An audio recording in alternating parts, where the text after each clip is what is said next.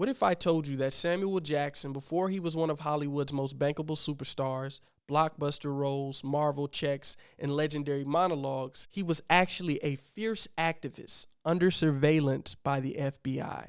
Peace, family. It's Ahmad the Poet from the Ancestral Plane, and today we're talking about Samuel Jackson, not the actor that you know, but the activist you might not know. Now, to be fair, Samuel Jackson didn't start out seeking Hollywood fame. He was born in 1948 in Washington, D.C., but raised in segregated Chattanooga, Tennessee, a place where the weight of Jim Crow was heavy, and where simply walking down the wrong street could get a young black man killed. By the time he got to Morehouse College in Atlanta in the late 1960s, America was on fire with change. The Civil Rights Movement, the Vietnam War, and the rise of Black Power.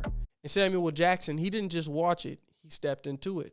While studying marine biology, he joined the Morehouse Students Movement, linking up with the Atlanta chapter of the NAACP and working alongside civil rights leaders. He marched, he organized, he protested, and he demanded change. But then something happened that would change the course of his life forever. In 1968, Martin Luther King Jr. was assassinated in Memphis, Tennessee. Jackson was one of the students who traveled to King's funeral in Atlanta, serving as the usher for the service. And while he was in the same room as Coretta Scott King and other leaders, something in him snapped. He realized that the nonviolent protest alone wasn't enough for him. He started leaning toward a more militant stance.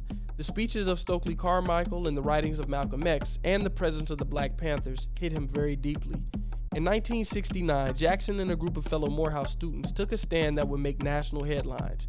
They locked the school's board members, including Martin Luther King Sr., inside an administration building, demanding curriculum changes and reforms that better reflected the Black history and the students' needs. For 48 hours, the trustees were held inside, and the demands weren't radical. They wanted more Black professors, they wanted Black student programs, and an education that looked more like them. And surprisingly, the protest actually worked, but it came with a cost. Samuel Jackson was arrested and suspended from Morehouse for 2 years and put under FBI surveillance. During his suspension, Jackson moved to Los Angeles and continued working with the Black Panther Party, helping with breakfast programs and community organizing. It wasn't about cameras and scripts, it was about survival and the dignity for Black people. He would later say that those years taught him discipline, fearlessness, and the ability to stand in the face of authority without flinching, qualities you can still see in his acting today. In the early 1970s, Jackson returned to Morehouse to finish his degree, but the fire for activism never left him. Hollywood just became another stage. And here's the thing, Samuel Jackson's early childhood isn't just a footnote to his career now, but it's the foundation. Before he was a legend on screen, he was a young man willing to give up his freedom and safety for the liberation of his people. It's a reminder that some of our favorite celebrities didn't just make it, they fought before they made it. So the next time you see Samuel Jackson on the big screen, remember that strength did not come from Hollywood.